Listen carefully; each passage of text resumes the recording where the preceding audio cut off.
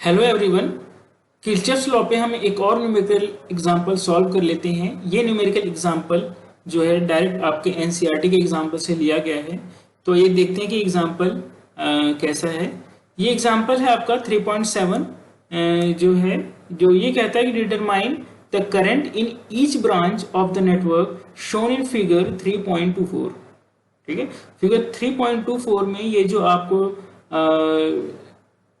Network दिखाया गया है और इस नेटवर्क में आपको हर एक ब्रांच में कितना करंट फ्लो हो रहा है ये बताना है। ठीक है, यहाँ पे इस वीडियो में मेरा मकसद इस पूरे क्वेश्चन को सॉल्व करना नहीं है, बल्कि मैंने आप लोगों को बताया था किरचॉफ लॉ की पहली वीडियो में कि किसी भी न्यूमेरिकल क्वेश्चन को सॉल्व करने के लिए जो कि किरचॉफ लॉ पे बेस्ड हों वो दो स्टेप में किए जा सकते हैं। दो स्टेप में जो पहला स्टेप है आपका कि एक इक्वेशन पहले इक्वेशंस फाइंड कीजिए, अननोन जो है, जितने अननोन उतने इक्वेशंस फाइंड कीजिए। दूसरा स्टेप है कि इन इक्वेशंस को सॉल्व कर लीजिए। तो जो दूसरा स्टेप है is a kind of mathematical step, जो कि आपको जिस तरीके से सारी इक्वेशन सॉल्व करी जाती हैं वैसे ही आपको सॉल्व करनी है।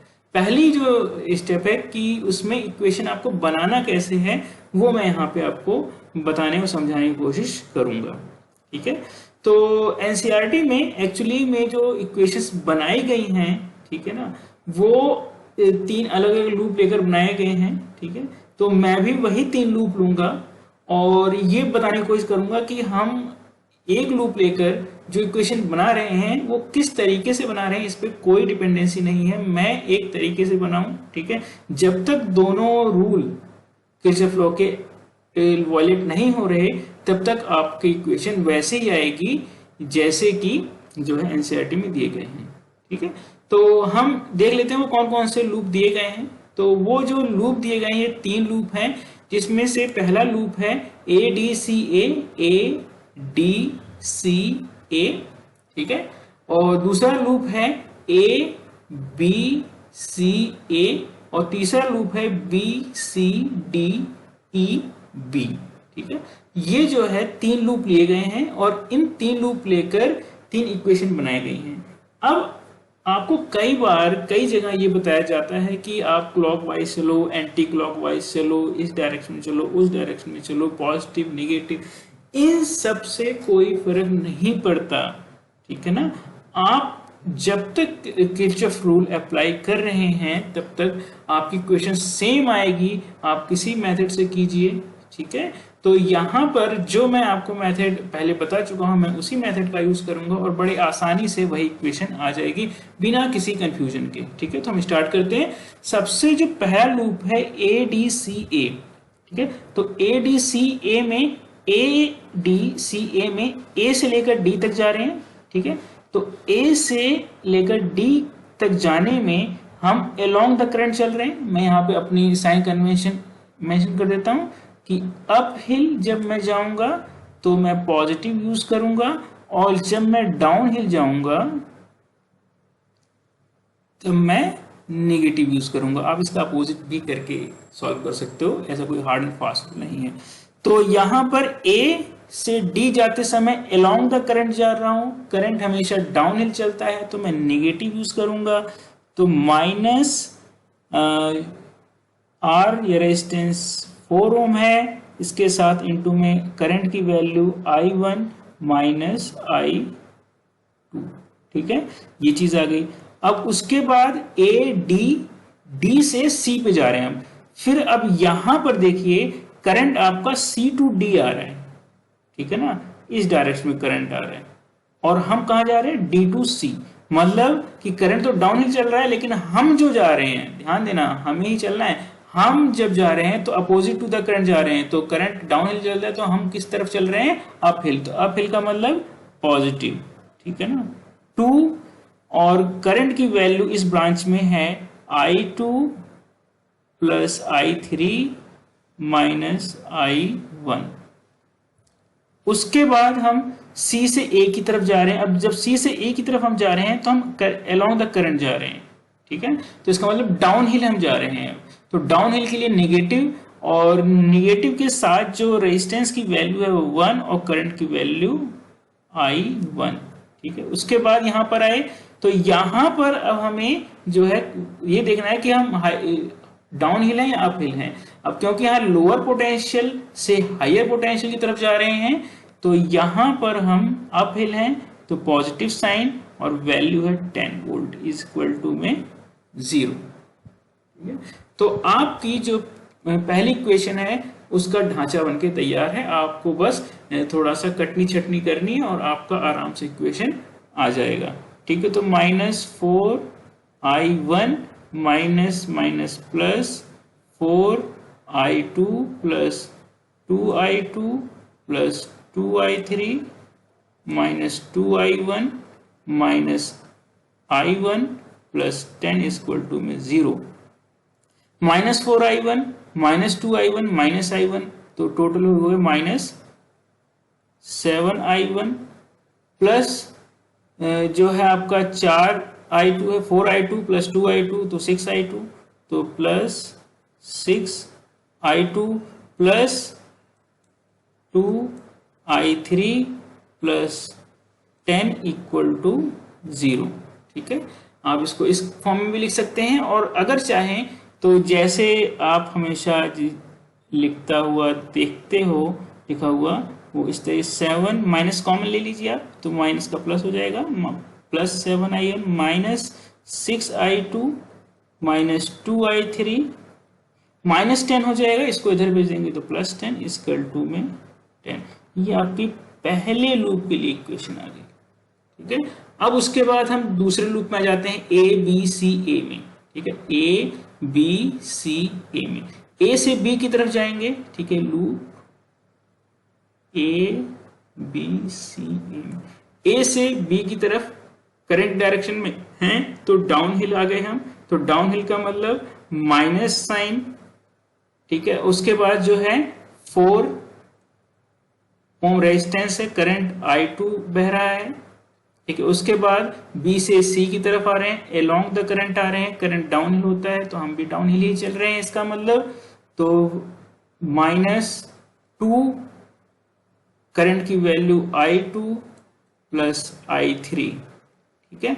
अब C से A की तरफ जाना है तो हम अलोंग द करंट चल रहे हैं रेजिस्टेंस में, तो अलोंग द करंट में डाउन हिल है तो -1 ओम का रेजिस्टेंस इनटू में I1 करंट प्लस अब यहाँ पे सेल है, सेल में हम लो पोटेंशियल से हाई पोटेंशियल की तरफ अप हिल हो जा रहे हैं तो 10 वोल्ट इक्वल टू में 0। अब इसको हम फिर से ढांचा में मिल गया, कटनी छटनी कर लेते हैं, ठीक है। तो -4i2 minus 2i2 minus 2i3 minus i1 plus 10 equal to में 0। अब यहाँ पे देख लीजिए सारा माइनस प्लस जो भी है इसको हम अलग अलग कर लेते हैं। तो यहाँ पे i1 हो गया और यहाँ पे minus i1 minus 6i2 minus 2i3 plus 10 equal to में 0। इसे और अच्छे से टर्म्स में लिख सकते हैं हम कि i1 plus 6i2 plus 2i3 is equal to में 10। इक्वेशन नंबर हमारी दूसरी आ गई, ठीक है। आपको समझ में आया यहाँ पे कैसे हुआ, यहाँ से हमने माइनस कॉमन ले लिया सब में से, ठीक है। तो ये प्लस i1 प्लस 6i2 हो गया प्लस 2i3 माइनस 10 हो गया तो माइनस 10 को इधर लेके गए तो प्लस 10 हो गया। तो यहाँ हमारे दूसरे लूप के लिए इक्वेशन आ गई। हम तीसरे लूप के लिए इक्वेशन लेते हैं b। इस लूप के लिए अगर हम ले लेते हैं तो यहाँ पर जो है लूप हमारा B से C की तरफ डाउन हिल जा रहे हैं, minus sign -2i2 plus i3, B से C में बहने वाला करंट इनटू में रेजिस्टेंस, अब फिर C से D में बहने वाला करंट और रेजिस्टेंस। अब यहाँ पर हम करंट की डायरेक्शन में मूव कर रहे हैं, ठीक है। तो यहाँ पे माइनस साइन क्योंकि डाउन हिल चलता है करंट तो -2i2 plus i3 minus i1, ठीक है। ये हो गया। उसके बाद यहाँ पर जा रहे हैं फिर यहाँ पे इस ब्रांच में कुछ नहीं है, लेकिन यहाँ पे देख रहे हैं जब हम इसको क्रॉस करेंगे और बी तक जाने की कोशिश करेंगे तो यहाँ पर आपको 5 वोल्ट का डिफरेंस मिलेगा, लेकिन हम लो पोटेंशियल से हायर पोटेंशियल मतलब अप हिल जा रहे हैं। तो अप हिल के लिए हम positive sign is equal to में 0। ठीक है, फिर से हमें ढांचा तैयार मिल गया। अब हम इसको कटने चटनी करके खत्म करते हैं इसका काम भी। तो यहाँ पर -2i2 -2i3